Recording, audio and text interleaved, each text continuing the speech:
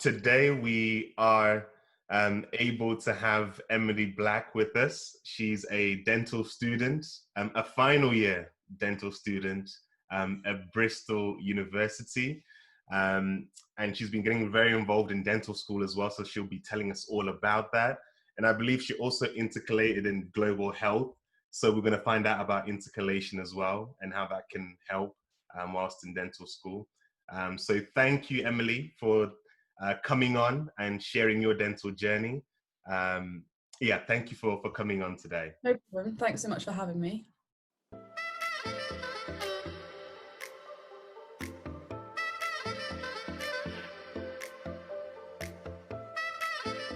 What I like to do is to start with that question, why did you want to become a dentist? Oh, a classic question. Quite a big question, I think. And I think everyone has a slightly different journey. So I think it's always interesting to find out a little bit more. So I first got interested in dentistry I think quite a lot of people maybe have a similar experience, but I got orthodontic work when I was about 14, 15. And I'd never really been exposed to dentistry that much before that. Every time I'd gone in, my dentist was lovely, but I never had anything going on. So it was always very like in and out. Just having a bit of a checkup, never had any sort of dental anxiety or anything like that. But went and had orthodontics, and I honestly just thought it was so fascinating. Like I could see all of the like movements of my teeth, and then also kind of looking at not only the physiological changes, but also like what it was doing in terms of like psychologically. I was like, oh my goodness, like I didn't really think before that I had bad teeth, but once I had my braces done, I was just amazed like how much more confident it made me, and like the whole like diagnosis side of it. And also how practical it was. That was always the bit for me that really appealed. So when I was about 15, 16, I started doing design technology resistant materials. So I was doing loads of woodwork, and I remember I was doing welding and all this kind of stuff. And I was like, I absolutely love this. This is fantastic. And it was always quite sciencey. So I kind of thought healthcare would always appeal to me. And then when I was in sixth form, I got some more work experience. And the more I found out about dentistry, the more I was like, I do actually think this matches up quite well with the skill set that I have. But the thing that really like pushed me was when I was in lower sixth, I was like told like, yeah, dentistry is really, really competitive. Like, are you sure this is what you want to do? Like, I think being told, oh, not sure if you're going to, if this is going to work out for you kind of thing. And there'd been two people in the year above me, I think, that had applied for dentistry and it hadn't worked out. And because I was being told like, oh no, you can't do this, you can't do this, I was like, right, I'm gonna prove to people that like this is actually going to work out really well for me. And it ended up like working out really well in the end. So I'm always quite glad someone said. Was anybody in your family within dentistry, or uncles or aunts? No, I don't have, there's no one in my family that's ever been a dentist, but I do have a few doctors in my family. So I think that was probably a more like obvious route. But to be honest, a lot of people go, oh, why did you pick dentistry over medicine? But in my eyes, like dentistry is medicine. It's just more practical. And I just prefer the career of dentistry personally. Like, don't get me wrong, a career in medicine is a fantastic and rewarding career, but I really love the fact that we can have that like long-term relationship with patients, the fact that we can be applying practical skills with the diagnosis side, with like just building up that relationship with the patient. And also there are just so many different aspects of dentistry that you can go into, which I didn't really realize when I was younger. And I didn't really, and to be honest, like as I've gone through dental school, I've become more and more exposed to different paths you can go down within the dental field. So the more I find out about dentistry, the more I like it, and the more that I feel like. Are your parents in healthcare? Yeah, my parents are both medics. Medics. Okay. And how about siblings? Because I think you mentioned in one of your Instagram posts that your brother is doing medicine. Yeah, so my younger brother was very much like umming and ahhing what he was going to do, and then in lower sixth he was like, oh yeah, I think I'll do medicine. So he's up in Leeds. So try and convince him to do dentistry? Yeah, not quite. Not quite. I think medicine's like better suited to him. I really love the practical side. I think I would have enjoyed medicine as well. I just prefer dentistry. It's nothing against medicine whatsoever. Like, Yeah. I think I would have enjoyed a career in I that think realm. it's a big discussion point because a lot of people struggle to decide between medicine and dentistry. What advice would you give to somebody thinking, should I do medicine or should I do dentistry? I mean, your brother choosing the medic route and you choosing the dental route. You know, what did the both of you consider? What made the decision one way or the other for both of you? Sure. I think it's a very like personal decision. I think if you're not sure, one, like, speak to a dental student, speak to a medical student. That can always help. I would, if you can, I know it's really difficult to, particularly in the current climate, but if you can get some kind of work experience, that can really help. My massive advice for work experience is, I think a lot of people really worry about like the amount of time that you do work experience for, and it's really hard to get work experience. Like, I think everybody struggles to try and get some work experience, but I would say go for like variation rather than like length of time. So what I did, I didn't have that many days of work experience, but I tried to get experience in like different parts of dentistry. So I went to one NHS practice, I went to a mixed practice, I went to a fully private practice, and then I was lucky enough to go into hospital where I was able to see orthodontics. And I remember seeing quite a complex like wisdom tooth extraction, and then I went to this one clinic where there was a it must have been maybe it was an oral surgeon and an orthodontist like working together to try and work out what they were going to do for this patient. And that, for me, I was like, oh goodness, like there's so much like breadth within dentistry. So I would say don't worry about like going to a practice for 3 months or like going for your whole summer. Just try and like get a day or two or a morning or an afternoon, and then make sure you have like even 1 or 2 cases that you can talk about at an interview or in your personal How statement. did you go about securing your work experience Work placement? experience. I think I emailed quite a few practices. I went to a careers fair at my school and there was a dentist there, so I made contact with him. And then one of the days that I did, actually, which I'd never even considered before, was I went for one day with my own dentist, and then he told me about a friend of his, so I went to her practice. And when I went to her practice, she recommended that I go to a dental lab, and I'd never even thought about doing that before. And I went, and it was so high tech. It was like one of the most amazing like labs that I could have ever imagined. And they had like CAD CAM, and they were like designing stuff on the computer and all of this kind of stuff. I'd never even seen it before. So if you can even get work experience, you know, it's something dental related, I thought the dental lab was just a really good thing to have been exposed to. So if you can. Able just tell us a little bit more about that, because I think Sure. the 16 or 17-year-olds dental lab, that probably Oh doesn't yeah. mean too Yeah. much. What does a dental lab have to do with dentistry?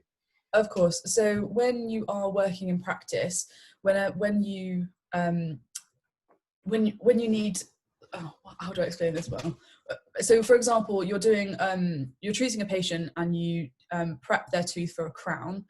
You need one of your dental technicians to make that crown for you. And so what you do is you fill out a prescription form and then you send it off to the dental laboratory, and then they make the crown for you. And it's getting more and more high tech as we go along, and it's advancing all of the time. And what's recently been introduced is digital technology. So some of you might have seen intraoral scanners, and also like basically 3D printing for dentistry. So what I did was I was able to go and visit the laboratory where they make the crowns and the bridges, and where they pour up the impressions. I'm sure people have seen the molds that get done. So it was really interesting to see like the other side of it and how practical that was, and to meet people who are like specialists within making all the components that are so essential for dentistry. Like, we can't be dentists without them. So I think And just it was just listening really nice to get. to your variety of work experience placements, a lot of students or aspiring dentists won't realize that, you know, going to see a dental lab is just as valuable.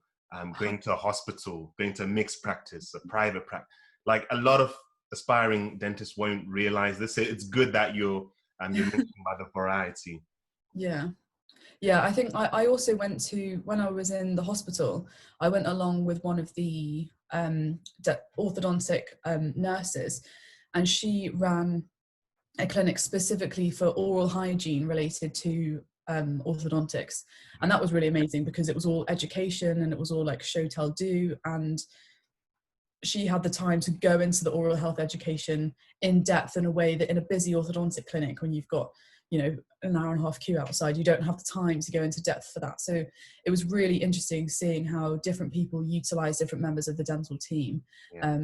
So that was really valuable. So I would definitely say, even if you can go for like a couple of hours one afternoon, if someone can squeeze you in, like, don't worry if you can't go for a week or 2 weeks or a month or, you know, every Saturday afternoon. Like, it's not about that, and you shouldn't be intimidated by people telling you that you need like weeks and weeks and weeks worth of it. You just need a few good quality cases, and when you get home from the work experience, just write it down. Like, write down what you saw, what you learned, what you took from it, because half of what the dental schools are looking for, in my opinion, is you reflecting on what you've seen. So that's a huge part of it. So yeah, and just discuss it with the dentist at the end of the day, or with the dental technician, or with the whoever you're with, and be grateful and be kind to every single person that you meet. And then a lot of the time, the people that you meet on work experience can, you know, point you in the right direction for other people. So awesome. And as part of your application,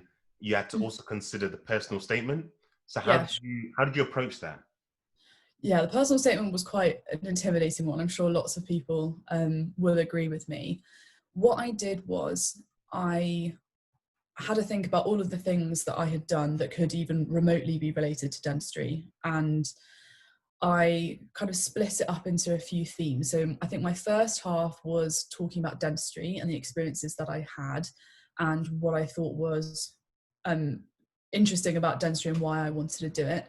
The next bit was about some academic stuff. So for example, people talking about sciences and their A-levels that they'd done and what they enjoyed about them. Then I started talking about extracurriculars. So I'm a hockey player myself. I was a sports scholar at my school, so I discussed about that for a while. I'm also a hockey umpire, so I put that in and spoke about body language and team working, things like that. And then at the end, I wanted to include something to do with manual dexterity. So I made a bit of jewellery in upper sixth because I thought that would be good for good practice, obviously, for dentistry, and I thought it would look quite nice on a personal statement.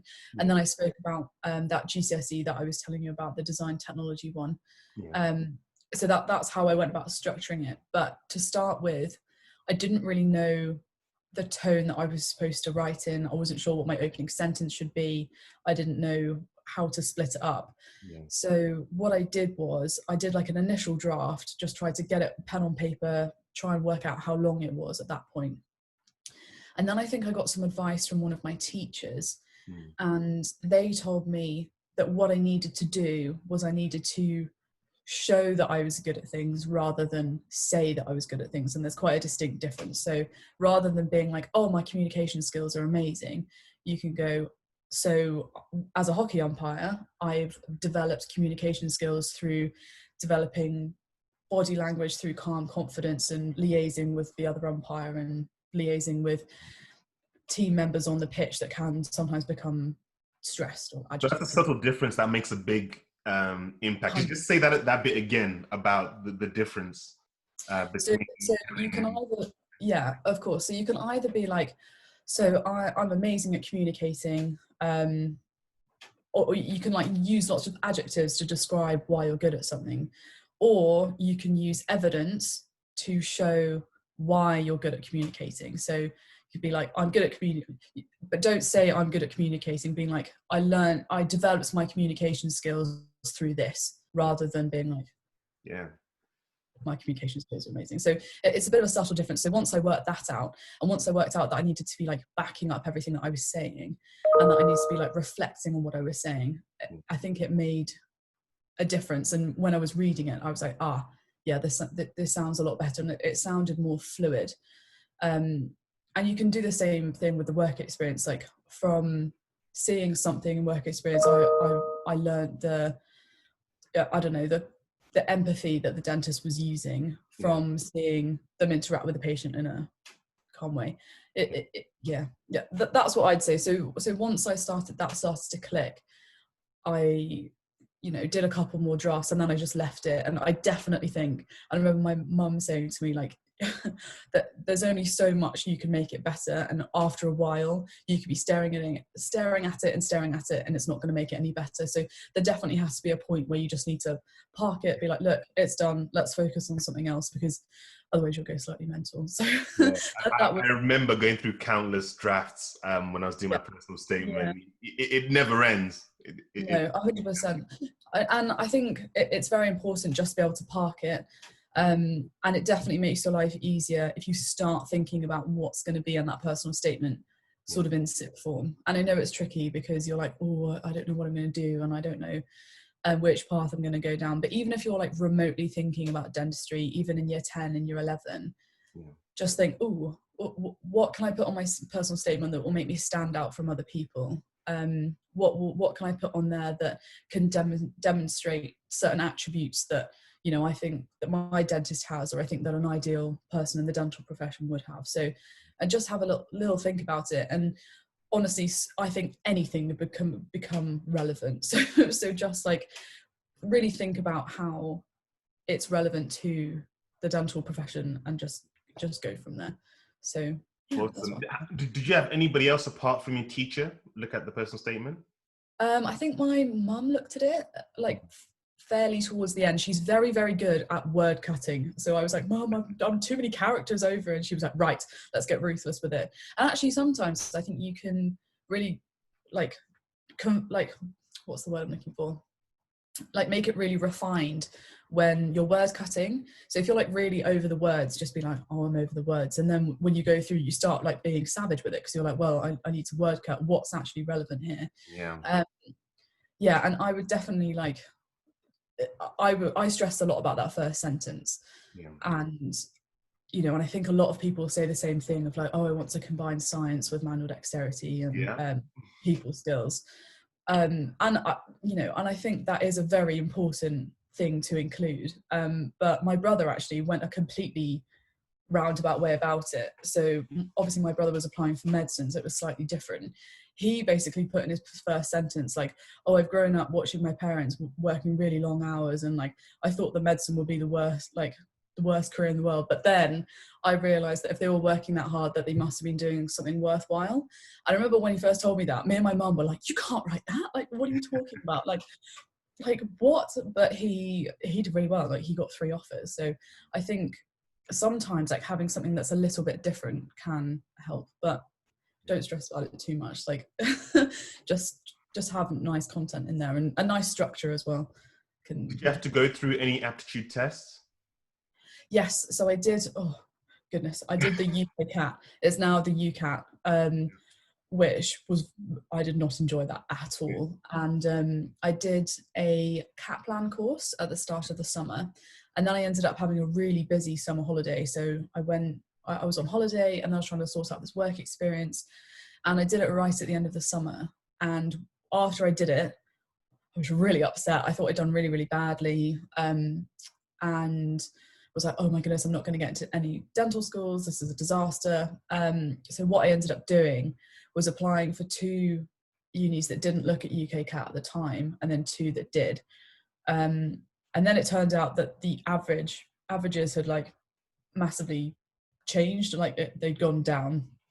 So it wasn't actually as bad as I initially thought. So that is one thing. If you do your UCAT and you're like, oh my goodness, I didn't get 890 or whatever, the YouTubers of the world are like, oh, it's so easy, like this is what I did. It's not. It's a really hard test. Like it's quite like you'll be really nervous, but you know, if it doesn't work out, like it may just be that the averages have gone down, so just go for it anyway. Don't let it put you off. How did you approach choosing your dental schools? Choosing my dental schools. So I live in Oxford. I'm in Oxford at the moment because of coronavirus. And I didn't want to go somewhere that was too far away.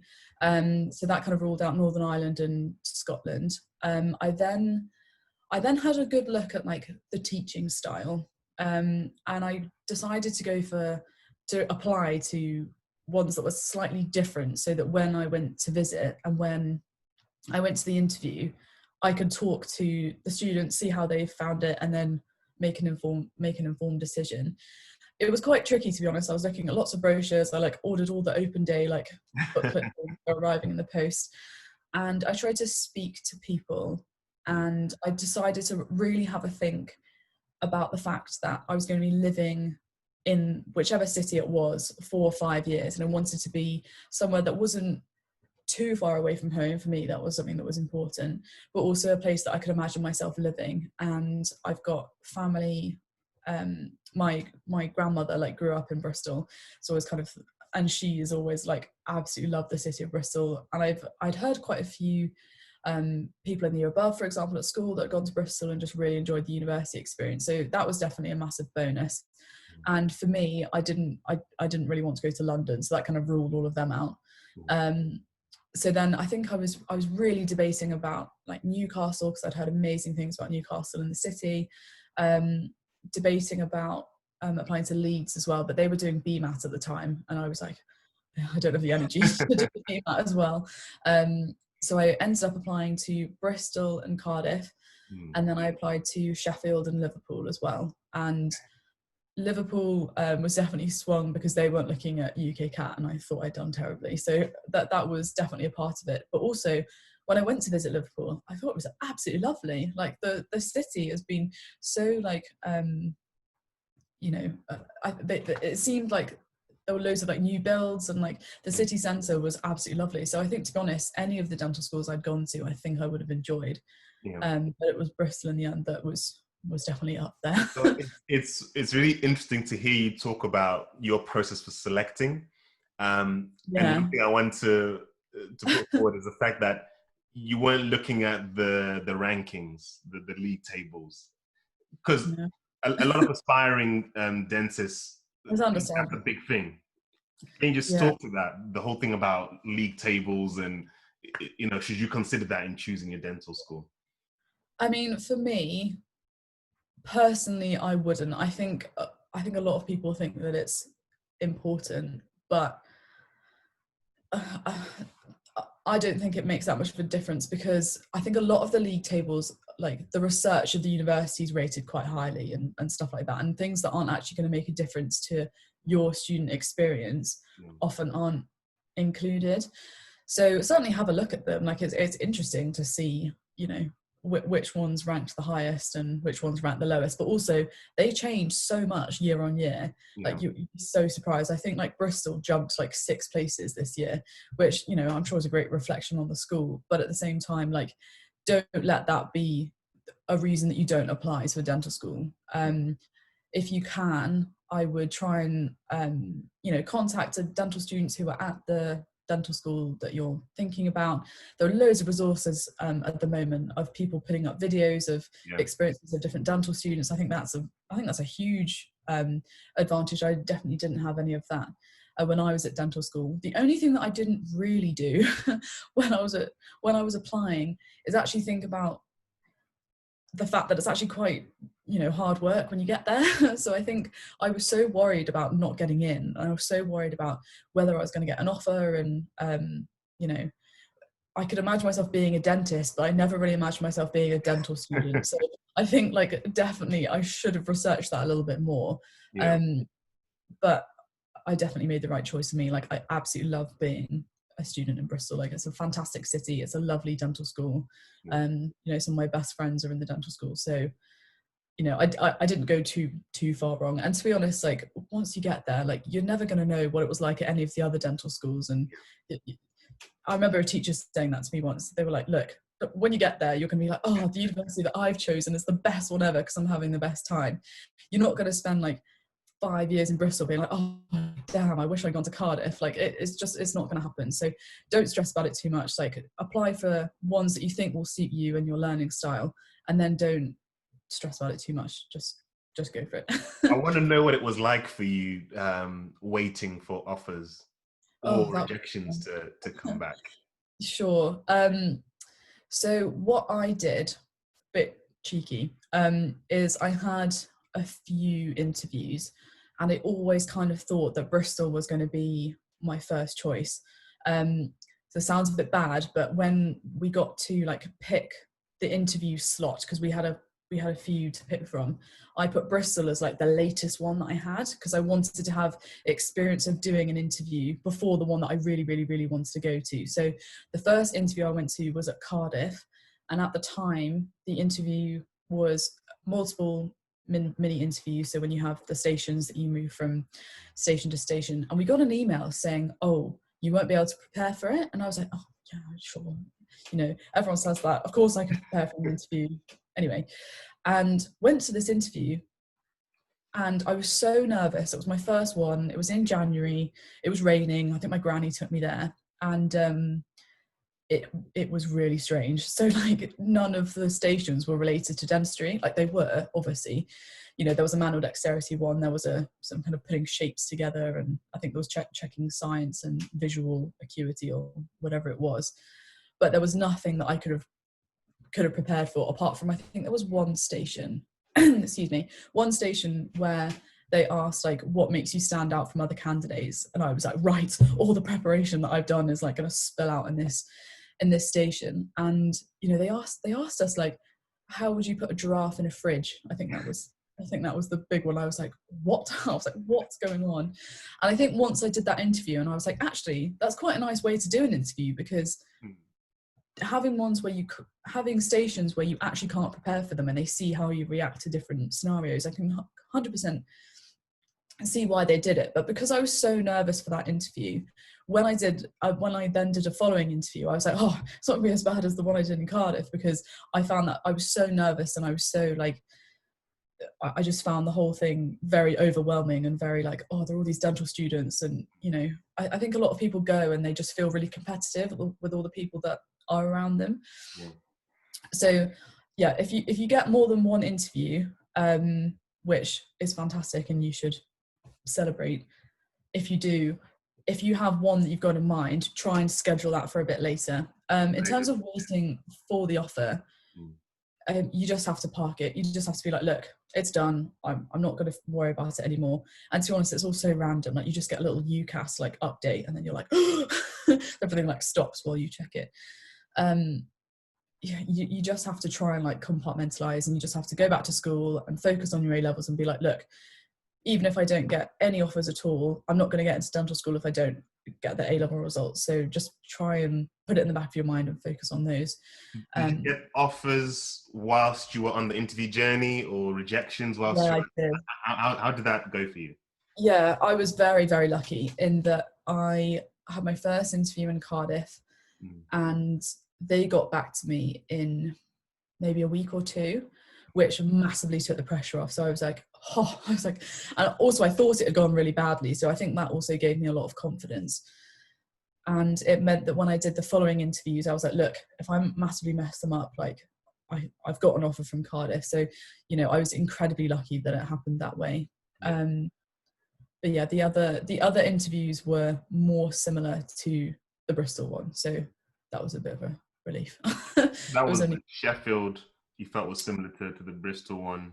No, so after I went to Cardiff, I went to Liverpool. They were also multiple mini interviews, and it was a lot more like, why do you want to be a dentist? And there was an actor station, and there was all the kind of classic ones that I'd sort of thought about in my head before and what I was expecting Cardiff to be like. And they were lovely in Liverpool. They were really, really nice, which definitely helps when you're a bit more relaxed. And because I was already like, oh, I've got Cardiff in the back of my head, it calmed me down a bit.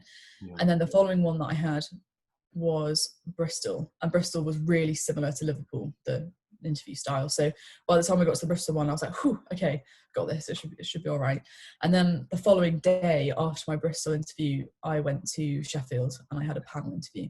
I don't know if it's still a panel interview now, but there were three interviewers, and the only thing that was a bit different about Sheffield was you had to bring something with you to like show your manual dexterity. So I ended up taking like the coursework pages from my design technology that I was talking about, and I was also wearing like some jewelry that I'd made and awesome and things like that.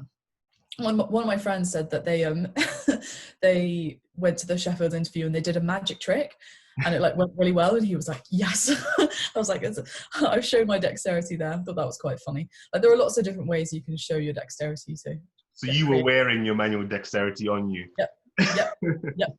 I would recommend.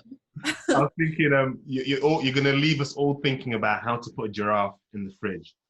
Oh, I know. We're all Yeah, going so to be thinking about that now. no, honestly, I think my answer was like, so apparently, I was told this like many months later. The answer was that it was a toy giraffe, so the toy giraffe could go straight in the fridge. But I was like, what? I did not say that. I said it depended on whether like the giraffe was dead or alive or not, and like, yeah, I really went off on a tangent, but I think they're Do just you looking to chop it up? Do you squash it? Like what? exactly. That's what I said. Well, I said that if the giraffe had, you know, sadly passed away, then you could, you know, chop it up and put it in the fridge. And like, then I started talking about how like in some cultures like that might be a delicacy, and they might really appreciate the giraffe meat. I was like, what about? Like this is terrible. Yeah, I definitely went off on some tangents there, but never mind.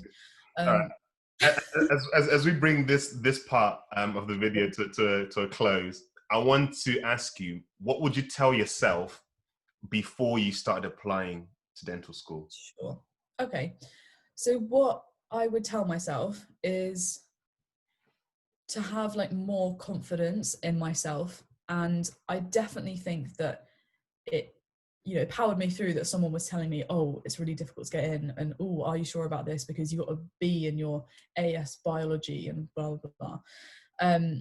So I would definitely say like that did like spur me on, and it's quite nice to be a bit like, oh, I'm gonna prove to everyone. But I would say have more confidence in yourself. Someone has to get in, like someone has to get in, so you have to go for it. You don't want to, you know, you don't want to get to 5 years time and be like, oh, I wonder what would have happened if I'd actually gone for it and applied for dental school.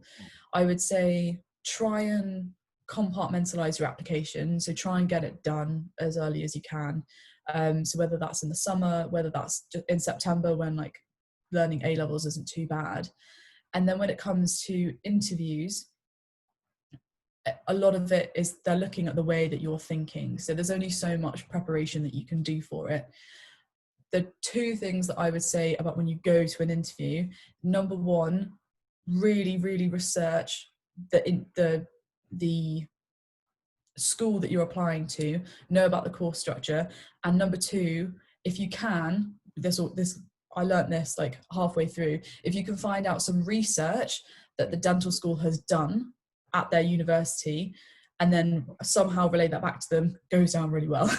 So those are two things that I would do as an absolute preps, but the rest of it, like, it's just down to you and how you can relay the experiences that you've had back in an interview. So you can just practice doing that and practice like speaking out loud and practice your question of why you want to do dentistry. Just say it aloud in your head, but like out loud, not in your head, out loud, because to start with it will sound really funny.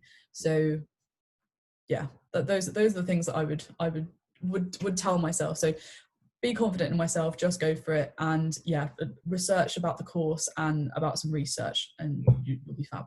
All right, thank you, Emily. And guys, make sure to tune in to the next video where Emily tells us about Bristol Dental School and making the most of your time at dental school. Thanks so much for having me.